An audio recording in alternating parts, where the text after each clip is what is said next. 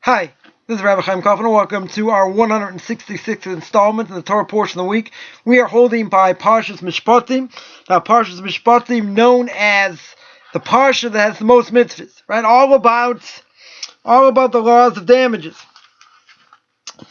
Speak about the laws of damages, speak about slaves, speak about all kinds of things when it comes to damages, etc., and moral things as well. So the Torah tells us, chapter 23, verse 13. Right again, chapter 23, verse 13. It says, "Be careful regarding everything I have said to you. The name of the gods of others you shall not mention, nor shall you mouth cause it to be heard." In other words, don't speak in the name of other gods, right? Or don't speak about gods in general. I mean, you're allowed to speak. You're allowed to make fun of them, right? You can call, the Buddha, a short little fat guy. You can say JC's hanging on a stick, right? It's a mitzvah to make fun of them because they can't do anything anyway, right? They have no power. So, in any case, you have to be careful. You have to be careful mentioning, the Torah says here, the gods of others. Interesting, says Morva Rebbe, Arav Agon Ramosh Tarmach Shlita should be well. Brings down in Chochmah Vadas, commentary on Chumash. And he says, what does this mean? What does this mean? You're not allowed to say the names of other gods. So he says that which it warns you, you're not allowed to say the name of other gods. And then it talks about the mitzvah of Shabbos. Right? We always say there's a connection. There's a connection to the verses. Right? So what's the connection to Shabbos? Right? So he said I would explain like this. Why they compared? Because what's the idea of Shabbos? What's the idea of Shabbos? Right? What's the fundamental principle behind Shabbos? You'll say rest. Right? God created Shabbos for us to rest. Now you have to know how to rest. Right? Yeah, we'll sleep a little bit more than we normally do, but we have nice meals, go to synagogue. Yeah, we learn, right? We tune into God's world. One day a week, we have the ability to turn into God's world, right? But it's not menucha like, in the secular world, okay, I'm going to rest, I'm going to do errands, I'm going to do things, that I wouldn't normally do during the week, right? Because now I have time, right? But so it's not the same, according to the non-Jews, right? They have their quote-unquote day of rest on Sunday. Right? So therefore, they have their day of rest on Sunday. We have ours on Shabbos. Right? So you compare the two. Ma kesher. What's the connection? Right? Seemingly, there's no connection over here. So, my Rebbe says, God forbid to say such a thing. Right? Obviously, there's no connection. And he says the essence of Shabbos is the holiness itself. Right? Not just about rejuvenating and about resting. Right, but really, it's about the connection of what it is, of what it stands for, right? The holiness of itself. And that is, when a person keeps Shabbos, what's he going to do? What should his intention be? Not just about rest. He says the person is going to stop doing work, right? Stop doing those things that were forbidden in the Mishkan, in order to show that God created the world. Right? Not just for the sake of, if we didn't rest, we'd burn out. Right? And it's not just about rest. Right? It's, just like the non-Jews. But it means over here that other gods you shouldn't mention. So we say over here it's talking about proper intention when I keep Shabbos. Right? In other words, it's a similar thing. It's a similar thing. So what's the point over here? So he says the point over here is I'm refraining from doing work, quote unquote, on Shabbos. Not because I'm resting, just like the non-Jews, God forbid. I'm showing that that God created the world. And God told me I'm not allowed to do anything that was done in the Mishkan. Now come along, the rabbis, and tell us. The rabbis tell us that there are a lot of things they're not allowed to do on Shabbos that are similar to what was done in the Mishkan. Because the things that were done in the Mishkan, Torah prohibition. Anything similar to that, it would be rabbinical. If you tell me who cares, the rabbis this, the rabbis that, it's rabbinical. But even if it's rabbinical, it doesn't matter. Why do they make a fence around the Torah? It's not adding to the Torah, which we've spoken about many times. What it is they're telling you, we want you to enjoy Shabbos. We don't want you to do anything similar to what was done in the Mishkan. That was done in the tabernacle. We want you to do and enjoy. Right? We want you to enjoy Shabbos. If you do these things, not only you're not going to enjoy Shabbos, and it's going to take away, it's going to take away the fun, so to speak. What it's going to do is it's going to stop you from transgressing a more severe prohibition. I.e., you'll come to a Torah prohibition. So, but my Rebbe here says that we have to remember, and our intention has to be, that when we're keeping Shabbos, and, we're eating our meals, we're learning Torah, we're doing all these things, it's for the sake of the holiness of the day. People get caught up in all the categories and say, why can't I rip toilet paper? Why can't I go with my computer? Why can't I go with my iPad or any of these things? They get caught up in detail. And they say, I enjoy resting in other ways. But it's not about rest. Right? It's not all about rest, it's about the essence of what it is. Comes along the Ramchal and Derech Hashem. The Ramchal says, why do we keep Shabbos? What is the power of Shabbos? So the power of Shabbos, we say Psalm for the day every day. Right? Sunday. This is what they did in the Beit HaMikdash. Monday, Tuesday, Wednesday, right? Everything's a countdown to Shabbos. So we think, mistakenly, we say, Shabbos is the end of the week. Well, technically it is. Right? But what is Shabbos really? Shabbos says to the Ramchal that the week, coming this Sunday,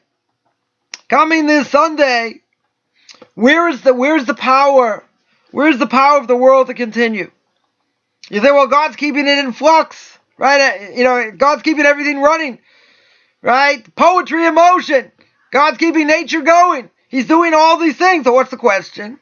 So Ramchal says the power of the week, the strength of the week is powered by Shabbos.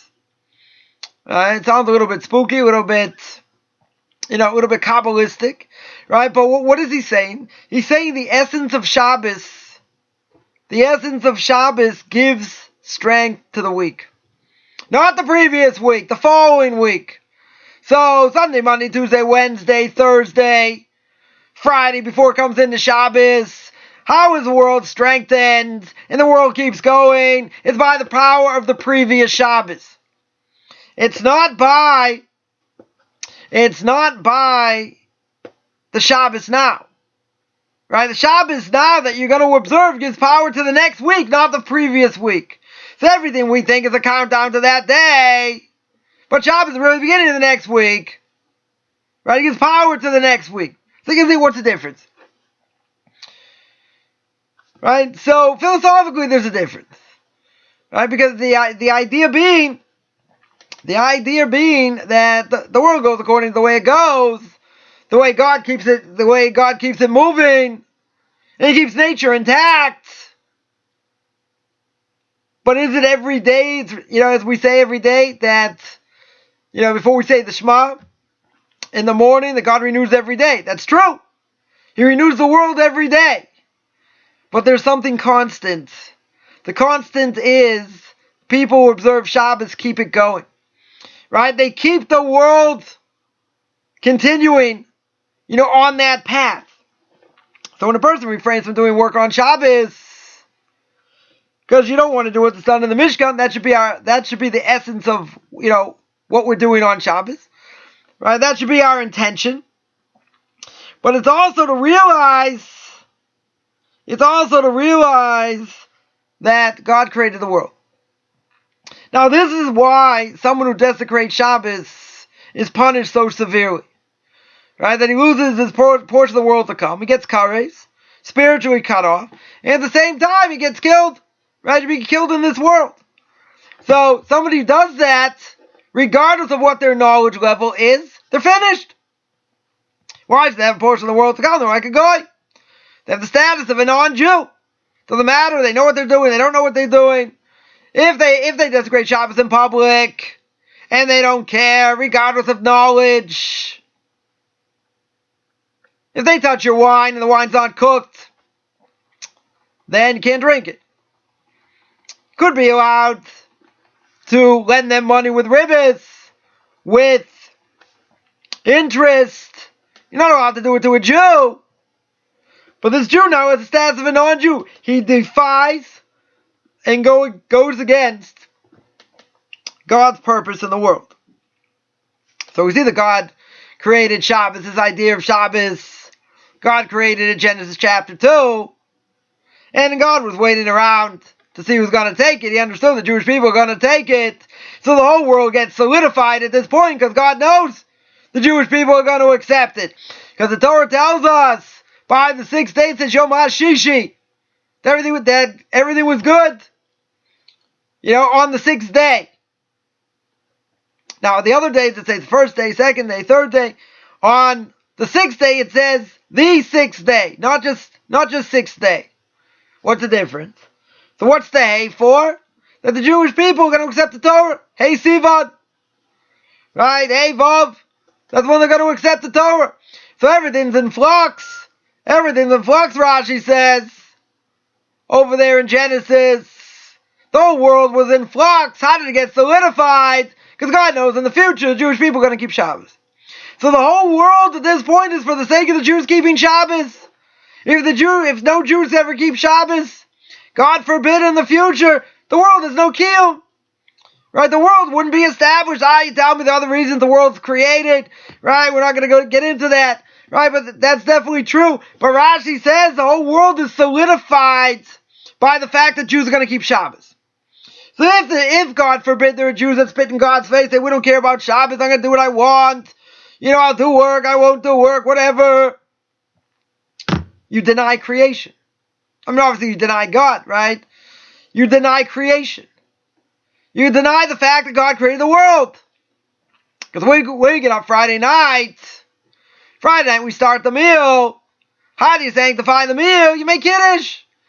Right? You sanctify the meal. Genesis chapter 2. And God stopped creating. Right? And we have Shabbos. Why do you stand up and make Kiddush? You're giving testimony. You're giving testimony to the fact that God created the world. Right? That's why you stand. When you give testimony, you stand. You don't normally sit. So that's why we have the custom to stand. That's the power. Right? That's the power of Shabbos observance. Now, you tell somebody about how great it is. You sit down with your family. You're saying words of Torah. Right? People, saying different things. And, you're singing songs, etc. You're enjoying good food. Hopefully you're enjoying everyone's company. Right? It's a whole different world. Someone who doesn't observe it, right? How often does family get together for meals? Someone eats this time, someone eats another time. There are families out there that will have family time when they have dinner. But we do it 3 times on Shabbos. You have 3 meals. Right? Everyone eats together. You have to have connection to your family. It's also good because hopefully, it's going to be good food. It's going to be cakes, big cookies. You'll enjoy. But if someone's never observed and they see how nice the table's set. They see that the house is clean. They see that the kids are wearing their finest. The adults are wearing their finest. They're showing honor to Shabbos. That makes an impression. I heard a story. Someone became religious, right? A secular Jew became an Orthodox Jew. They were telling the story how they became religious, and they said it was his family's cholent. Right? It was the atmosphere. Food's good also, right? But it's the atmosphere, because a person sees that, it's amazing. Everyone's sitting around the table. Again, there could be chaos. You have little kids, spills, this, that. It could be fighting. People are tired. It's the end of the week. Right? It's been a long week. That can all be true. Right? But at any level, someone can tap in. Right? Obviously, you're not necessarily going to be speaking about the Kabbalistic aspects of Shabbos, right? People sitting at the table. Right? People younger, people older, doesn't matter. You got to hit them where they are. Right? What they can handle. So you learn some of the laws of Shabbos. You tell over a story. You tell over something from the Parsha. That's a very powerful thing. Because God gives us an opportunity. He gives us a golden opportunity once a week to tune in. It's pretty amazing. What day of the week is the hardest day of the week for most Jews? Right? We're talking about secular Jews here. What's the hardest day? Shabbos. Why do I say it's the hardest day? Because if you see what a secular Jew does, on Shabbos without celebrating it properly, they look for things to do. They'll go to the mall. They'll go here. They'll watch things on TV. They'll kill time. Because it's the most spiritual day. Once a week, you tune in every day. God gives you the ability to tune into spirituality. If you're not a vessel to be able to uphold that spirituality, then that person's going to die. That person on Shabbos is going to go absolutely out of their minds. And the reason they're going to go out of their minds is very simple. Because they're not a vessel to receive the spirituality. If they're not a vessel to receive the spirituality, then they have to fill that vacuum. And the soul is insatiable. So how are you going to fill that vacuum when you have all this spirituality on that day? You're going to use it in other things. And the other things, just fill it up a little bit. So you gotta make yourself busy. You gotta do busy work. Doesn't matter, you do errands, whatever. You're quote unquote relaxing like you wouldn't do during the week. Right? That's what we're talking about. Right? That's what my Rebbe here derides. Right? You'll say it's just like what the non-Jews do. They have their day of rest, we have our day of rest. Right? Doesn't mean I sleep all day. You can sleep more than you normally do. That's true.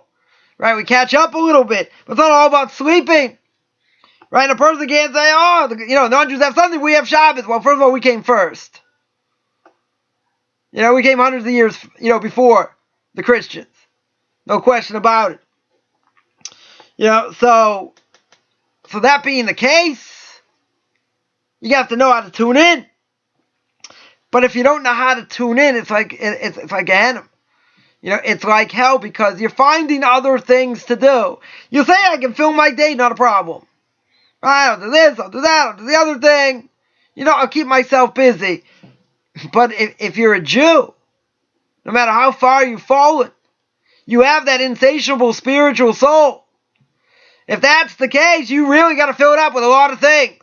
It's a good thing in sporting events. A lot of sporting events on the weekends. It keeps people occupied. Right? Other things as well. Entertainment, whatever. Whatever it is. But someone who denies that, someone who doesn't keep it, again, it doesn't matter why. It doesn't matter what their lack of knowledge is. They have the status of a non-Jew. Because they deny the fact that God created the world. Shabbos represents creation. Right? It's all about creation. And if you don't care, you deny it. Regardless of the level of knowledge. So a person can't look at the day, and even, religious Jews who don't understand what the purpose of Shabbos is, they could come to observe it and keep it, but they don't get anything out of it. They'll sleep a lot more, they'll eat, they'll sleep some more, go to synagogue, but they don't understand the point. Right? God gives you a golden opportunity. The golden opportunity is, he says, once a week, this is what I want from you. I want you to refrain from doing these things. Now, we're addicted to all kinds of things. Right? Imagine someone says, I can't live without my iPad. I can't live without, my iPhone. I need to check my email. I need this. One day, put it away. Be subservient to God, not to yourself. So, they have a day a year. One day a year where people, for a certain amount of time will tune out. They'll tune out from their computers. They'll tune out from their iPhones. And they say it's a very liberating thing. Because people do understand. People do understand that they're subservient to it. It was interesting, I was on a bus recently, saw 3 people, right? 2 people sitting next to each other, one across, all looking at a screen. Right? No interaction. I'm saying people on a bus have to talk. Right? The complete strangers. But everyone into their own thing. Like this. Just looking. Typing. Reading. No interaction. So imagine. One day a week. You actually have to deal with your family. Might be a hard thing. But that's what keeps families together. That's what keeps them closer. It could feel like hell also. But when everyone's together, you're having good food. You're having a good time. You're saying words of Torah. You have guests. Someone on the outside has never seen it. It's magic. Right? It's unbelievable magic.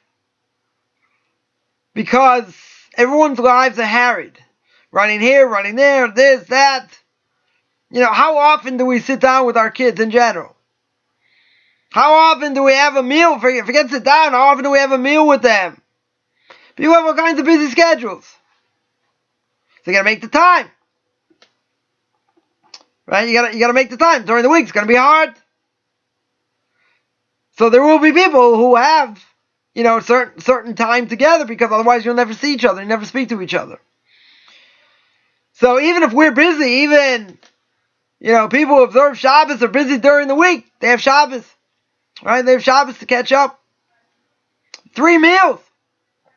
I mean, the meals are 5 hours long. Right? But you have 3 meals. Food is good. Should be. Hopefully the words of Torah are good. Giving over good messages. Living what we learn. Tremendous. Right? Even if, a person has guests. And, they never really observe Shabbos, but they come to your house. They see how your kids interact now. Okay, kids are kids. Grow up in the, most religious of families. They can fight. Right? It definitely happens. So people understand that. You can say, what? Your kids fight? Yeah, because we're normal. If they didn't fight, you wouldn't be normal. Okay, so you have to deal with it, whatever. But when they see the family together, you got to think, you got to think the bigger picture. Kids are not going to be behaved well, for X amount of time. You don't have to keep them at the table, right, the entire time. They'll be bored, right? You let them play. You go through their Parsha sheets a little bit, what they learned, etc. You got to let them be kids also.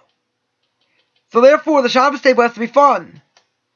Right? You'll sing. Maybe you dance a little bit. You give them something, but you have to give them at all ages. Right? You have to know how to interact. So anyone who's seen it, okay. So you don't have to listen. You understand. But even if you've seen it, could be we take it for granted every week. So my Rebbe here says, you got to understand. Maybe a person should make a declaration every Shabbos and say, I'm keeping Shabbos and refraining from doing malacha and refraining from doing any work, because that's what was done in the Mishkan. That was done in the tabernacle. That's my intention. Now, does the person have to say that? No. Might be a good thing, but certainly not an obligation. But we have to understand what the intention over here is. What my purpose in keeping Shabbos is. Tremendous.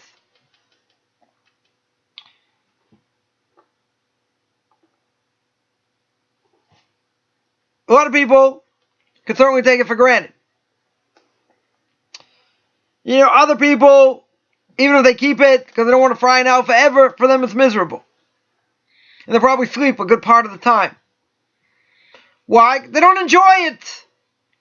There could be any number of reasons why.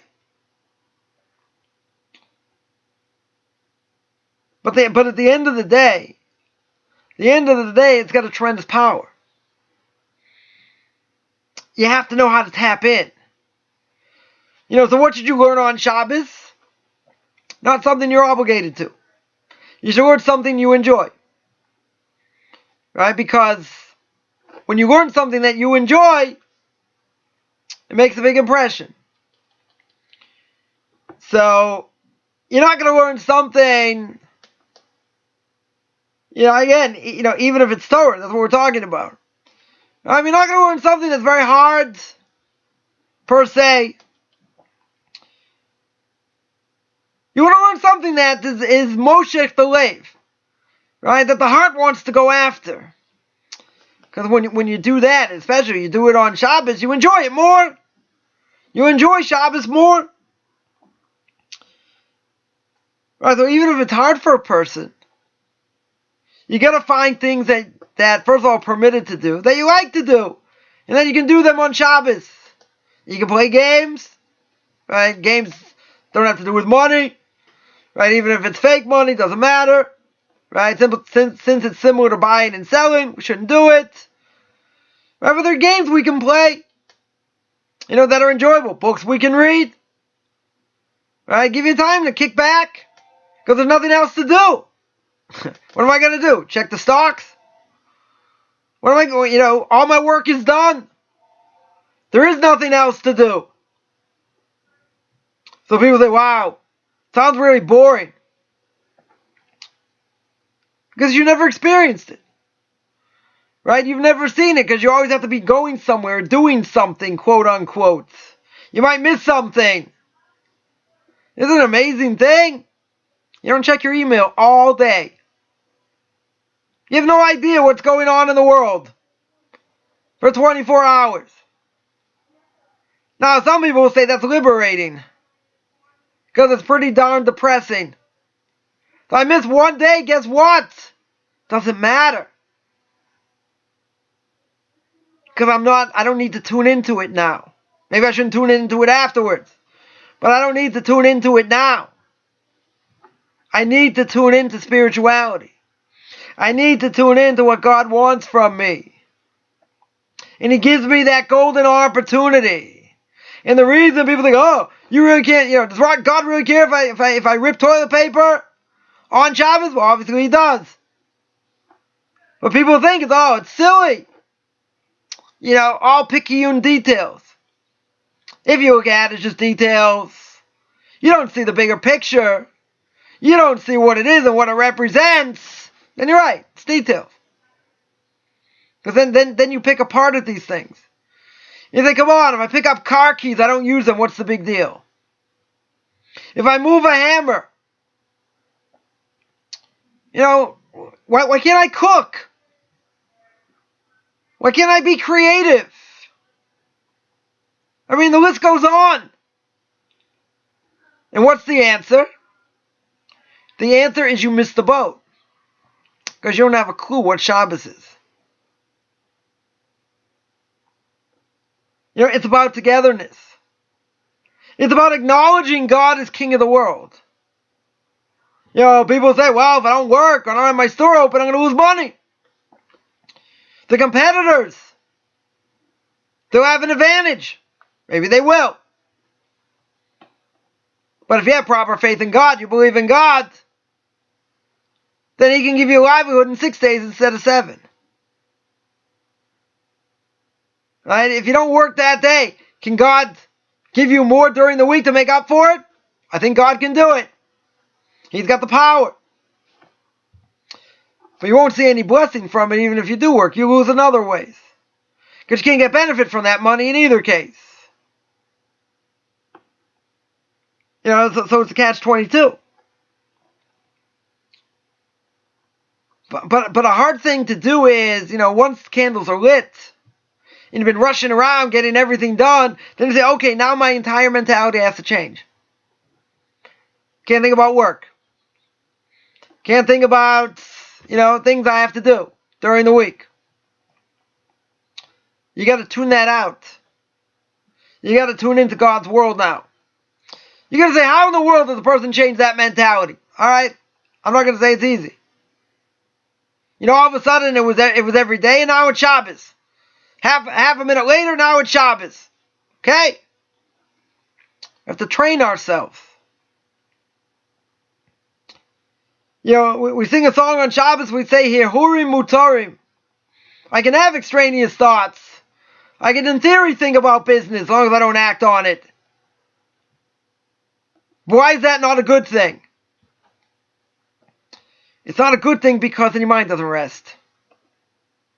Then you're too busy worried about this, worried about that, worried about the other things. And they could be legitimate things to worry about. But then when we say the Shemona Esrei, right, on Shabbos, Friday night, Shabbos day, Shacharis in the morning, Musaf, the additional service, Mincha, the middle paragraphs, right, of the Shemona Esrei, during the week, we ask for all our needs. We ask for health. We ask for parnasa, for livelihood. We ask for spiritual things. What do we ask for on Shabbos? Or let's say better, we don't ask these things on Shabbos. Because it's out of mind, out of sight. We're not worrying about what went on during the week. We're not worried about what I have to do next week. You got to put that out of your mind. Okay, this is going to take work. It's going to take effort.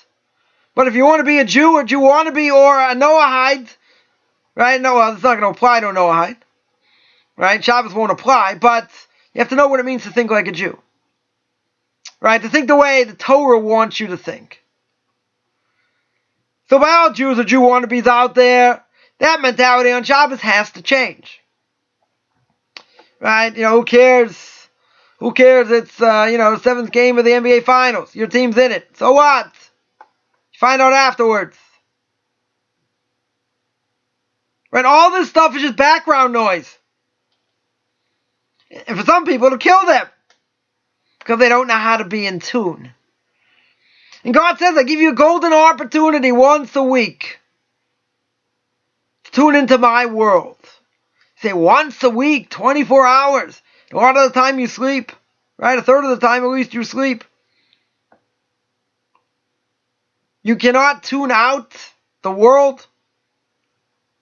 Can't get off your stinking iPhone for 10 hours. 13 hours. You're that hard up for news, you might have missed an email.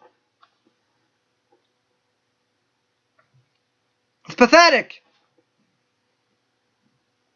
That just means, A, you're addicted, and B, that you can't live in this world without being attached to something, right? To some device or whatever it is.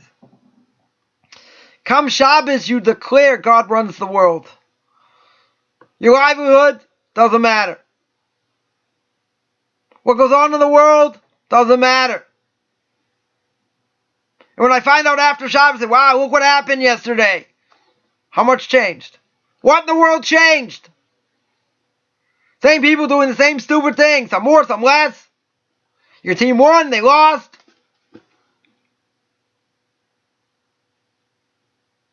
But the more you worry about whatever these things are, that really don't matter.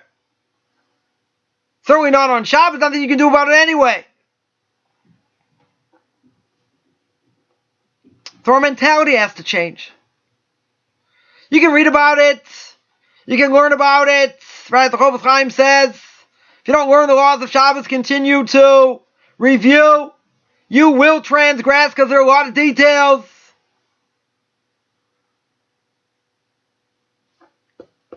But even people who observe Shabbos, for them also it has to be a renewal.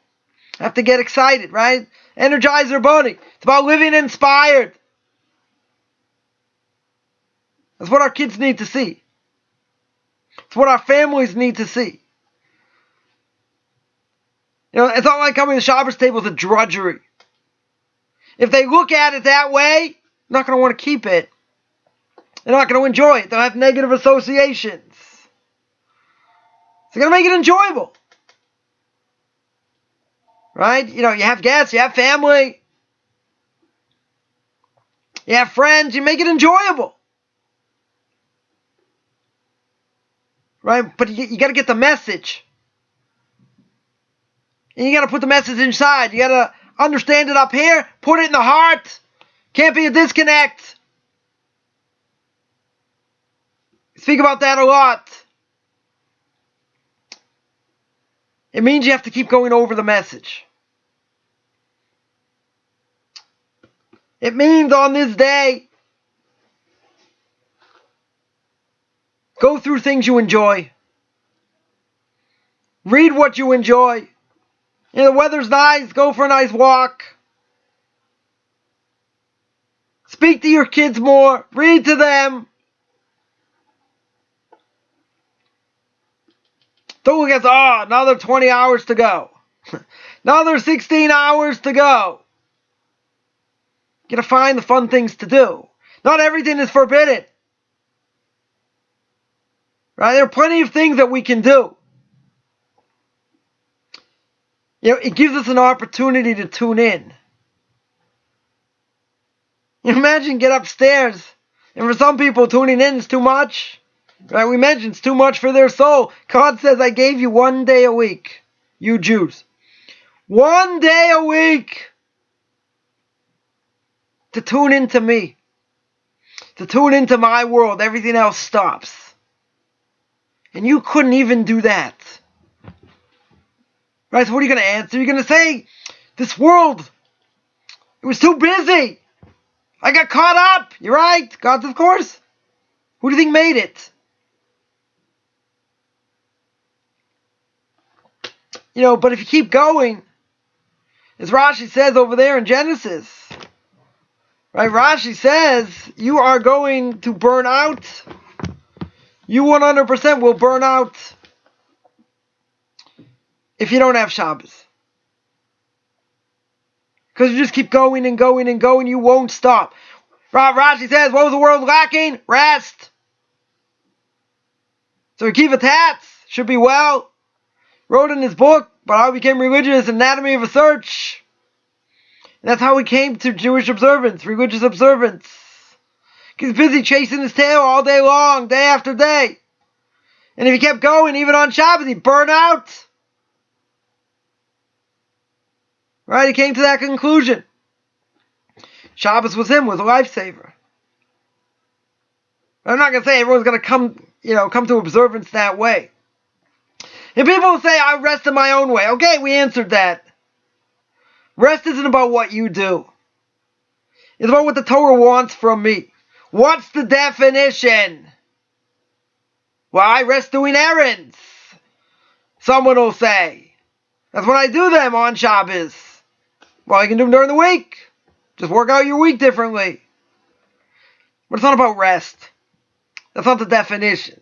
Or if someone says, they're driving their car and you're walking a mile to synagogue and back, they say, well, you're doing more work than me. But that's not what work is. That's not the definition. If I wanted to, I could take my sofa and move it across my living room all day on Shabbos. Back and forth, back and forth, back and forth. That's work, isn't it? Totally permissible. I didn't do anything wrong. I just transgressed the 614th commandment. Don't be stupid. But I can do it. So obviously it's not the definition. So you have to understand. You have to understand what the definition is. But if you don't understand the purpose, then everything else is just a bunch of picayune details. In the picayune details, you're going to say, why should I do this or why should I do that? It doesn't make sense. You know why it doesn't make sense? Because you didn't get the message. You didn't see the bigger picture. And when you don't see the bigger picture, that's when the questions come up. But essentially, not seeing the bigger picture means I deny God runs the world. Right? Shabbos is included in all the mitzvahs. Right? All the mitzvahs are compared to Shabbos. All in one shot. So if you don't keep Shabbos properly, or at all, you deny God. And in that case, you have the status of a non-Jew. Right? It's God saying, I'm begging you. I want you to have this connection. I want you to be close to me. I give you the opportunity to tune in. When is that time to tune in? That time to tune in is Shabbos. So I remind everyone that I do 2 Q&As every week, Tuesday and Thursday, 10 o'clock in the morning New York time, 5 o'clock Israel time. I also have a class book of Leviticus, chapter 11. I'm going to finish that up this week. That is every Sunday, 9 o'clock in the morning New York time, 4 o'clock Israel time. I have class Duties of the Heart every Tuesday, 9 o'clock New York time. I do Tanakh Talk every Monday, 1 o'clock in the afternoon, Controversial Issues. That's 1 o'clock Central Time, 9 o'clock Israel time. And on Wednesday, usually every Wednesday, I do Pirkei Avos, Ethics of Our Fathers, Dan the Man Barwell.